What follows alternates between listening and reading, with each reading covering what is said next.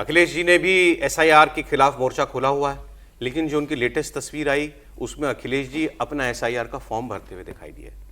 अखिलेश यादव खुद अपना एसआईआर का फॉर्म भर रहे थे।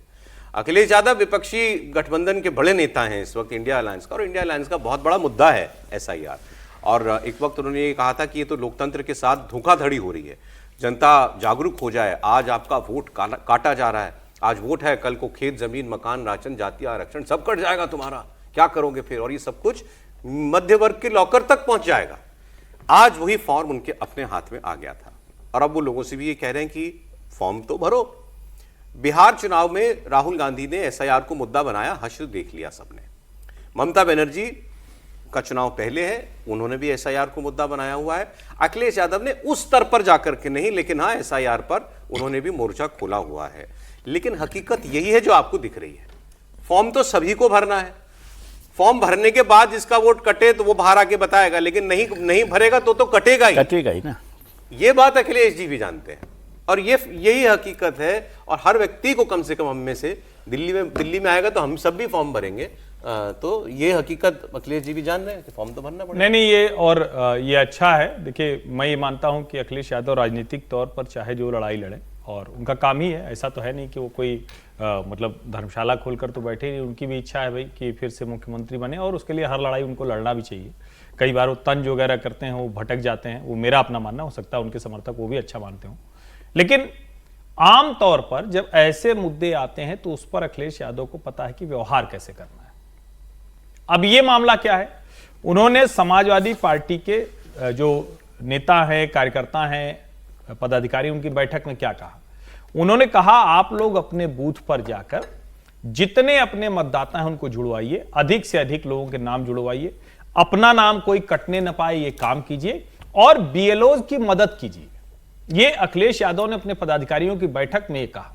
अच्छी बात। राजनीतिक तौर पर जो हम लोग लगातार कहते रहे कि ये होना चाहिए, राजनीतिक तौर पर उनके प्रवक्ता कुछ भी बोल देते हैं कि मुझे किसी बीएलओ ने बताया कि नाम काटे जा रहे हैं। अखिलेश यादव को ये भ्रम नहीं है। क्यों भ्रम नहीं है? क्योंकि अखिलेश यादव 111 विधायक के साथ बैठे हुए हैं, वो विधायक उनको फीडबैक दे रहे हैं, 37 सांसद के साथ बैठे हुए हैं, और जो सांसद जीत के आए हैं वो कोई ऐसा नहीं कि कोई हलवा लड़ाई थी या अचानक जीत गए थे, बहुत मुश्किल से जीत के आए हैं, लेकिन अच्छी जीत लेकर आए।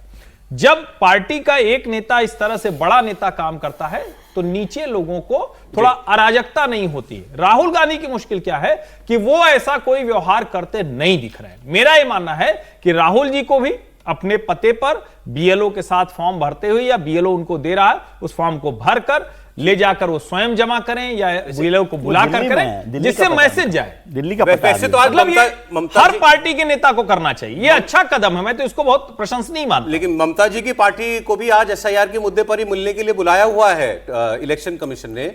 अब देखिए कि वहां क्या होता है। उन्होंने अपनी ऑफिशियल कंप्लेंट दी है कि ये काम गलत हो रहा है और बहुत कम समय में दबाव में काम किया जा रहा है, दबाव बनाया जा रहा है बीएलओस के ऊपर, उसमें सही काम नहीं हो पाएगा। तो अब देखिए चुनाव आयोग से मिलने के बाद उनकी शंकाओं का कोई समाधान होता है कि नहीं होता है, हालांकि उम्मीद कम है।